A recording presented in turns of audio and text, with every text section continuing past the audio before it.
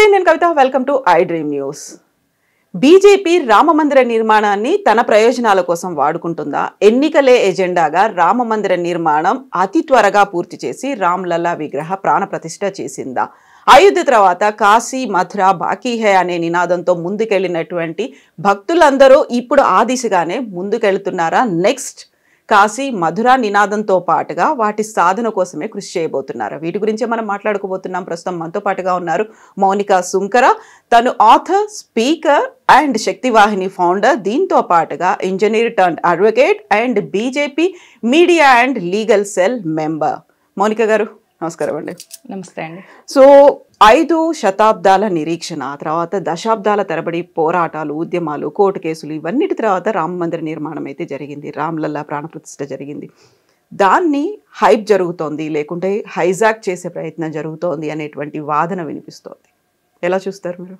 భారతీయ Janata party పవర్లోకి 2014లో వచ్చిందండి. 2014 నుంచి ఇప్పటి వరకు 500 kilometers of metro, 51 crores of bank accounts, 4 crores of free homes, 315 medical colleges, 45 crore mudra loans అందరికి పబ్లిక్లో, 220 crore free vaccine during covid పాండమిక్లో, 11 crore ఫ్యామిలీస్కి piped drinking water supply, 10 crore పీపుల్కి free LPG gas connection under Ujjwala scheme.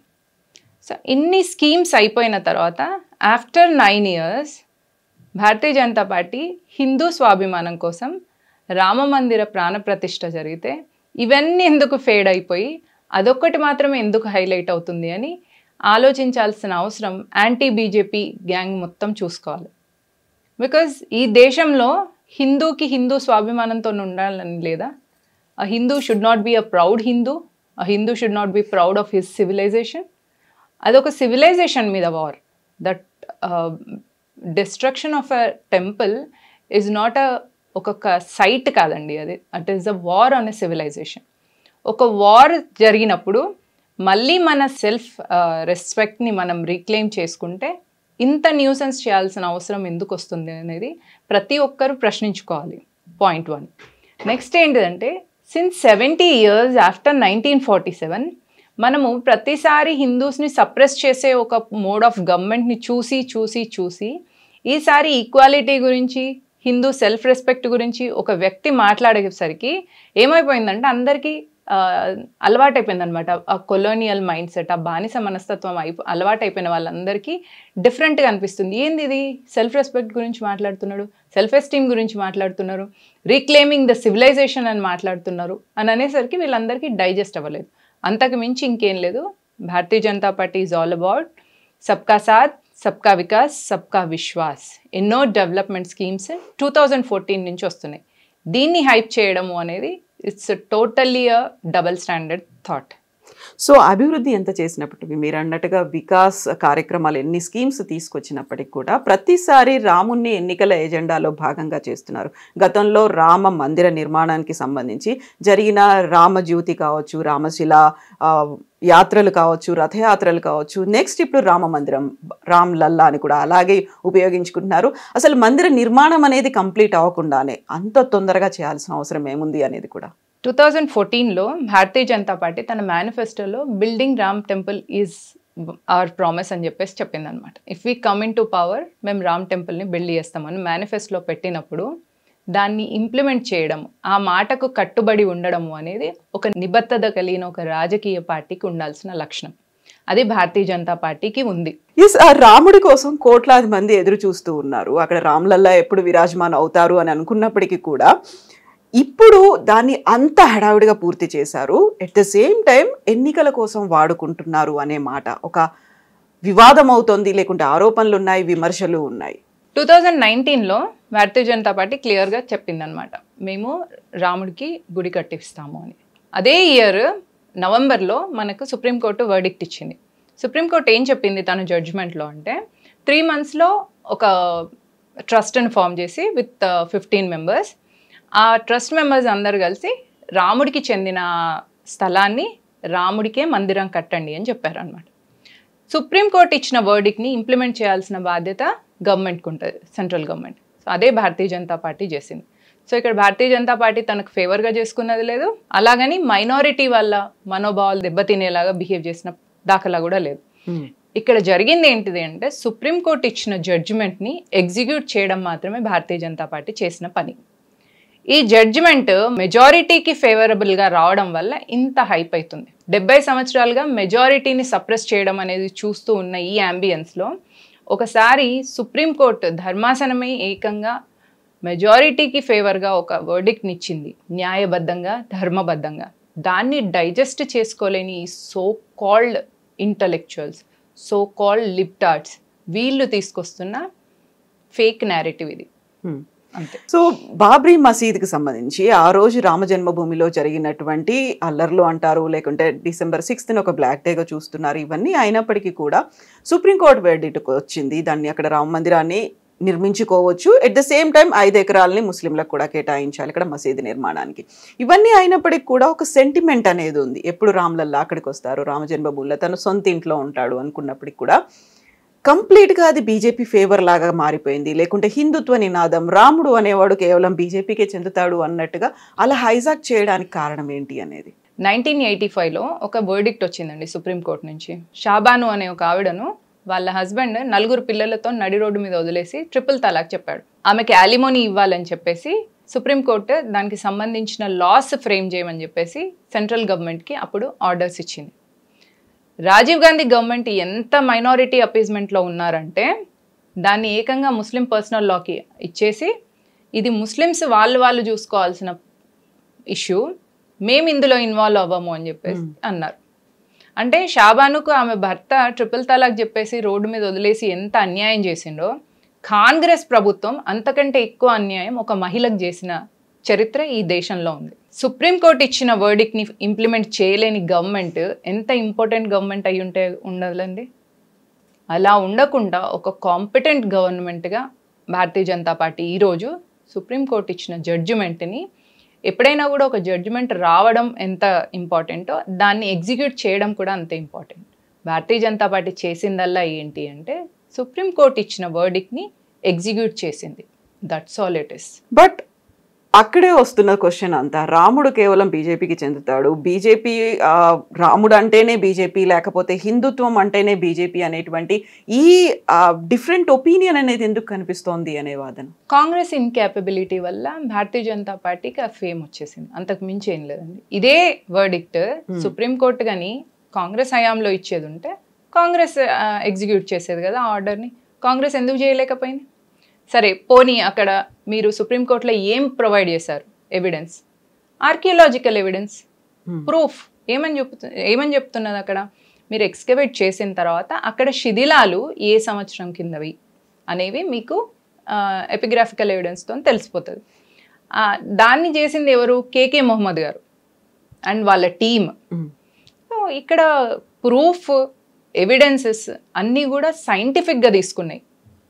Majority people మాది అంటున్నారు కాబట్టి వాళ్ళని satisfy చేయడం కోసం తీసుకున్నది కదా.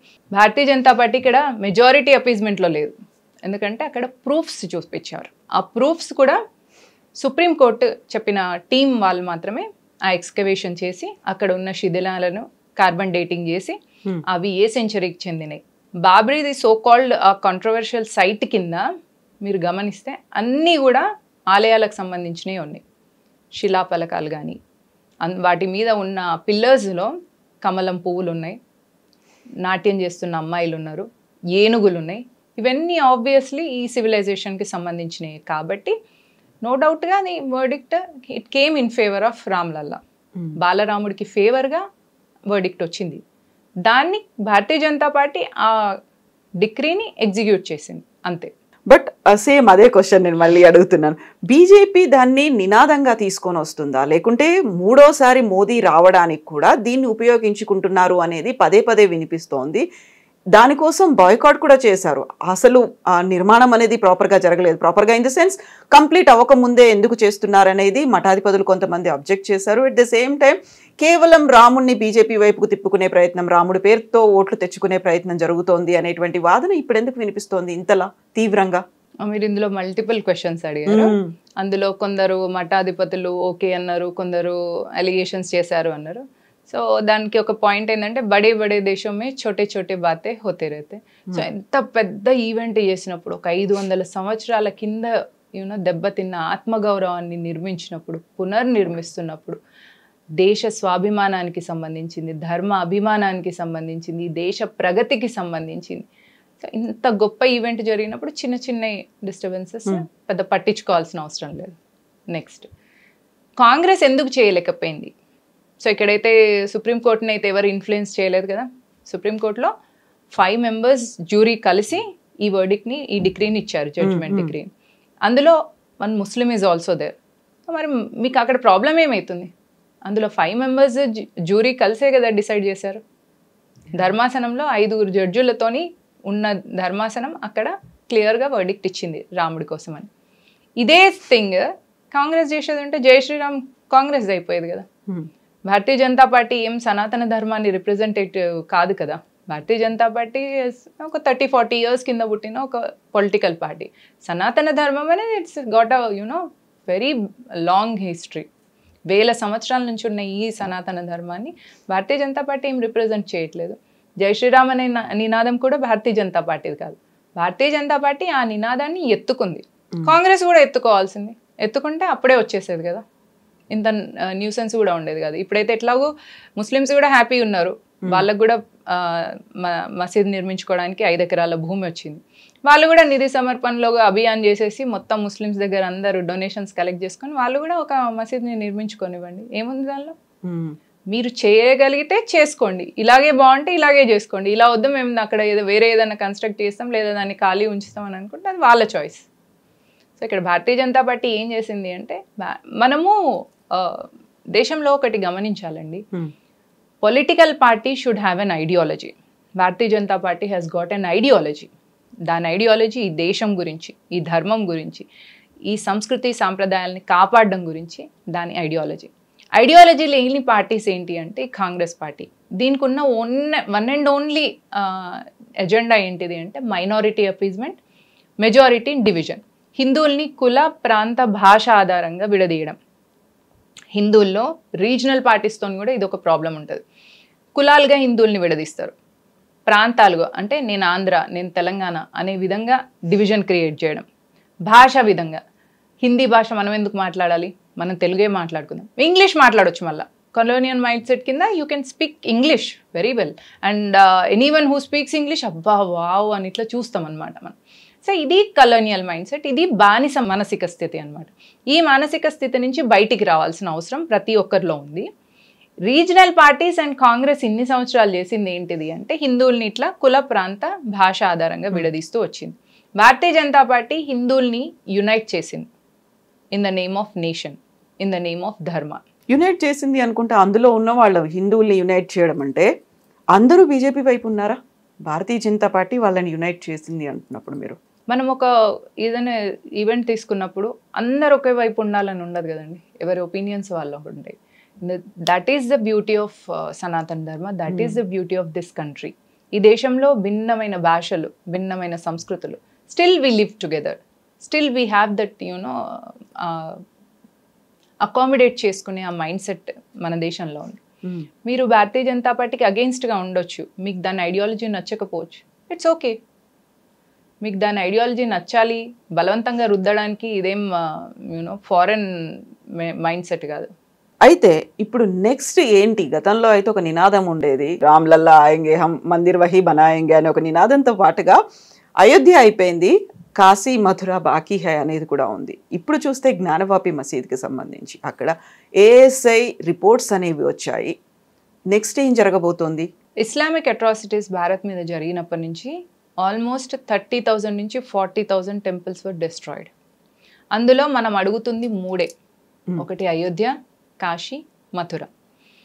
పాండవులు కౌరవులు చేసిన దుర్మార్గాలన్నింటినీ ఓర్చుకొని అరణ్యవాసం చేసి తిరిగి వచ్చి మా రాజ్యం మాకు ఇవ్వండి అని అడిగితే ఇవ్వలేదు కౌరవులు. దుర్యోధన, దుశ్శాసను, ధృతరాష్ట్ర పుత్రులు ఇవ్వకపోగా అట్లీస్ట్ 5 ఊర్లన్నా ఇమ్మని అడిగారు. అది ఇవ్వకపోతేనే మహాభారత యుద్ధం జరిగింది. ఇక్కడ 30,000 గుళ్ళను కూల్చినందుకు ఆ గుళ్ళన్ని ఇచ్చేయమని అడగట్లే, 3 అడుగుతున్నాం. 3 ఇవ్వని పక్షంలో యుద్ధానికి రెడీయా? అని ఆలోచించుకోవాలి. ఈ 3 ఎలా సాధించుకోవాలో హిందువులందరూ ఇప్పుడు తెలుసుకున్నారు. And we get it through proofs. రాజ్యాంగబద్ధంగా సుప్రీంకోర్టుకి మేము అబైడ్ అవుతూ ధర్మాసనం ఇచ్చే తీర్పుకి విలువ ఇస్తూ మేము మా ప్రూఫ్స్ అన్నిటిని అక్కడ సబ్మిట్ చేస్తాం. దాన్ని బట్టి కోర్టు నిర్ణయిస్తుంది. ఆ నిర్ణయం వచ్చిన తర్వాత వాటిని కూడా ఇంప్లిమెంట్ చేయడం అనేది జరుగుతుంది.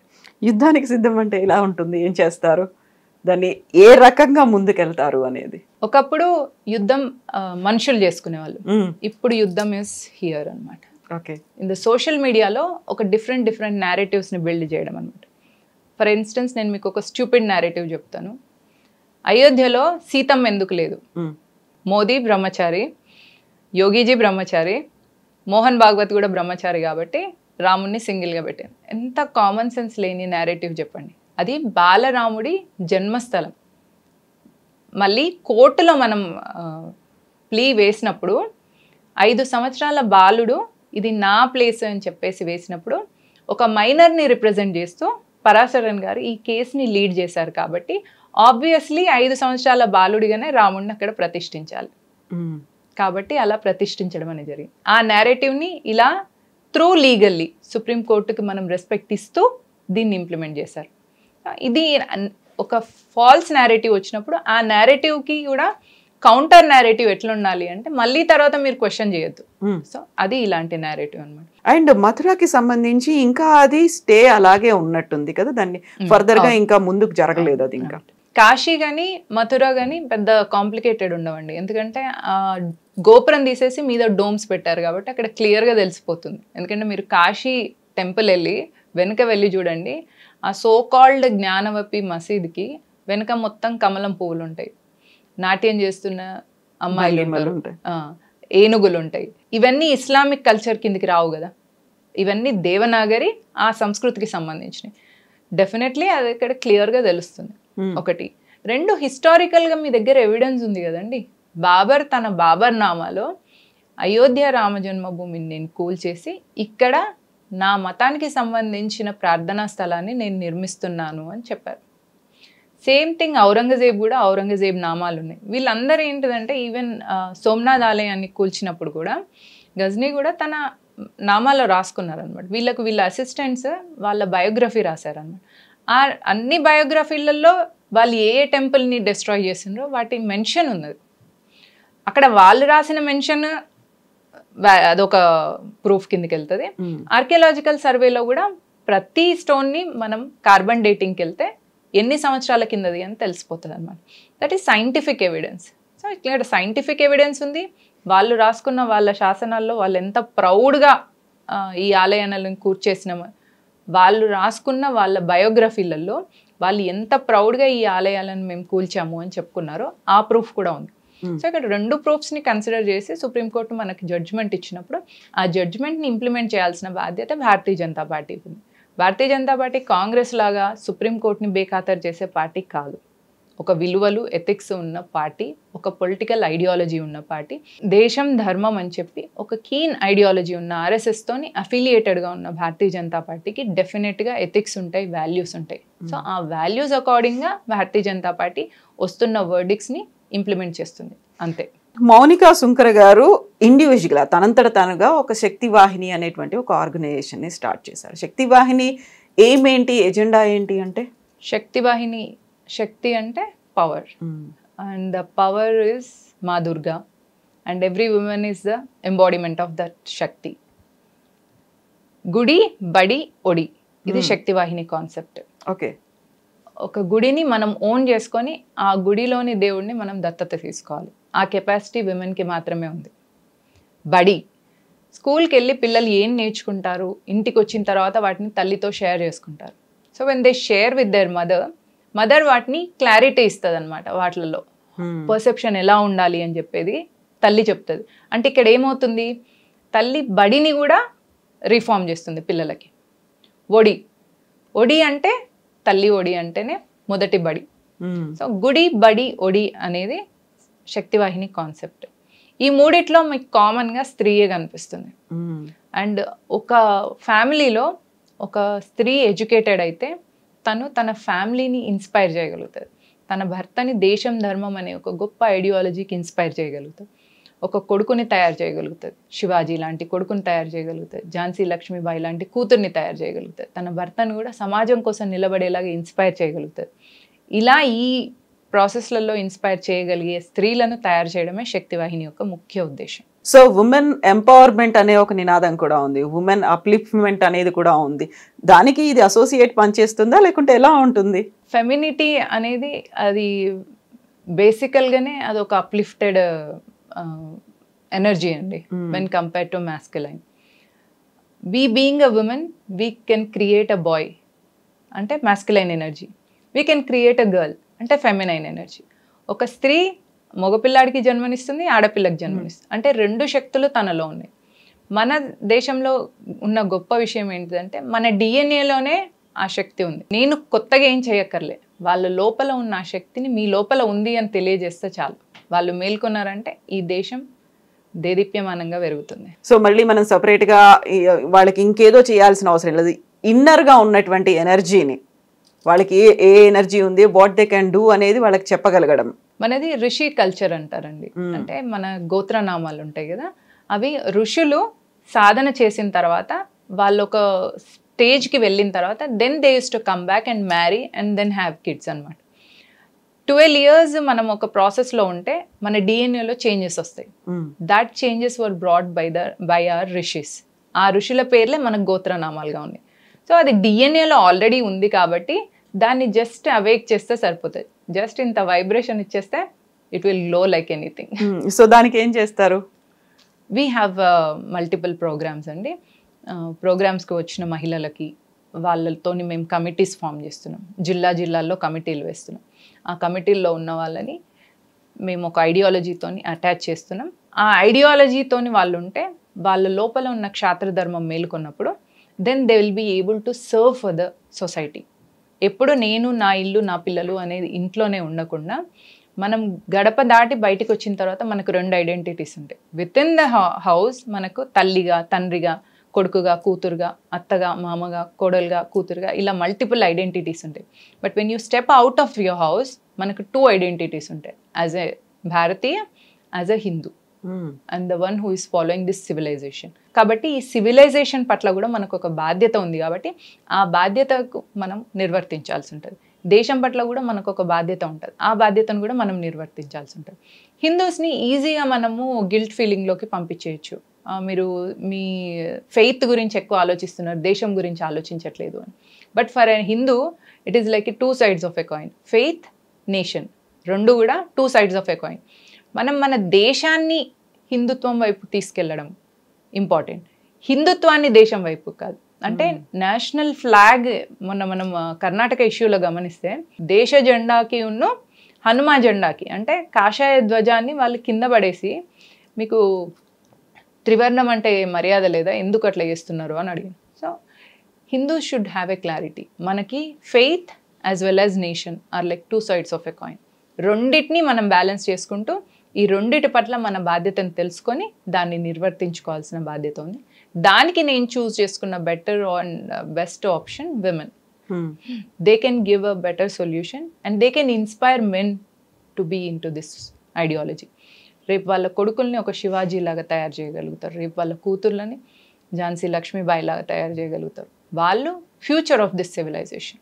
అయితే ఇప్పుడు ఉమెన్ అనగానే కేవలం హిందూ ఉమెన్నే క్యాటర్ చేస్తారా మీరు? ఇంకా వాట్ అబౌట్ అదర్ కమ్యూనిటీస్ లేకుంటే అదర్ రిలీజియన్స్, వాటి గురించి అసలు పట్టించుకోరు? ఎందుకంటే ఇప్పటిదాకా ముస్లింలకు సంబంధించి ఒక సపరేషన్ అనేది ఉంది, లేకుంటే 3 తలాక్తో వాళ్ళని వదిలించుకునే ప్రయత్నం చేస్తున్నారు. వాళ్ళు బయటకు వచ్చే పరిస్థితులు కూడా లేని కండిషన్స్ ఇంకా ఇప్పటికీ కొన్ని ప్రాంతాల్లో ఉన్నాయి. వాళ్ళని కూడా క్యాటర్ చేస్తారా? వాళ్ళని కూడా ఇందులో ఇన్వాల్వ్ చేస్తున్నారా? మీరు నన్ను క్వశ్చన్ అడిగితే నా దృష్టిలో ముస్లిం మహిళలు అంటూ ఎవరు లేరండి. ఒకప్పుడు రజాకర్లు తెలంగాణలో ఆడవాళ్ళను నగ్నంగా బతుకమ్మ ఆడిపించారు, మగవాళ్ళని నించోబెట్టి కాల్చేసారు, చిన్నపిల్లలను తల్లుల ముందటనే రాళ్ళకి వేసుకొట్టి చంపేశాం. ఇప్పటికి కూడా మనం కొన్ని ఊర్లలో బావులు దవ్వుతుంటే అందులోంచి పుర్రెలు దొరుకుతున్నాయంట, స్కల్స్. ఎందుకంటే వాళ్ళందరినీ చంపి బావులలో వేసేసింది అన్నమాట. సో ఇది రజాకర్ మన మీద చేసిన దౌర్జన్యాల హిస్టరీ. ఈ హిస్టరీ చూసినప్పుడు whoever the Muslim women or so-called the Muslim women were once Hindus. Their ancestors were Hindus. ఇప్పుడు మనము ఒక క్లీనింగ్ ప్రాసెస్ ఇంట్లో మొదలుపెట్టిన తర్వాత గ్రాడ్యువల్గా 1 by 1 చేసుకుంటూ వెళ్తాం. ఇన్ ద సేమ్ వే ఇక్కడ కూడా ఫస్ట్ హిందూ మహిళల లోపల దాగి ఉన్న శక్తిని, వాళ్ళ లోపల ఉన్న పొటెన్షియల్ని బయటికి తీసుకురావడం అనేది చూసిన తర్వాత ఎవరైతే హిందుత్వం నుంచి దూరం అయిపోయిన మహిళలు ఉన్నారో వాళ్ళ గురించి నెక్స్ట్ స్టెప్లో వాళ్ళ గురించి కూడా ఉంటుంది. సో ఘర్వాపసి లాంటి కార్యక్రమాలు ఉంటాయా?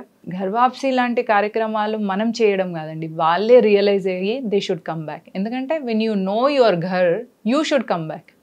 We are there to embrace you 100% because we know that you have been converted in the name of, అంటే కత్తి ద్వారా కానీ బలంతో కానీ ఇట్లా దౌర్జన్యంతో కానీ మిమ్మల్ని మార్చారు అన్న విషయం మీరు రియలైజ్ అయినప్పుడు మీరే వచ్చేస్తారు.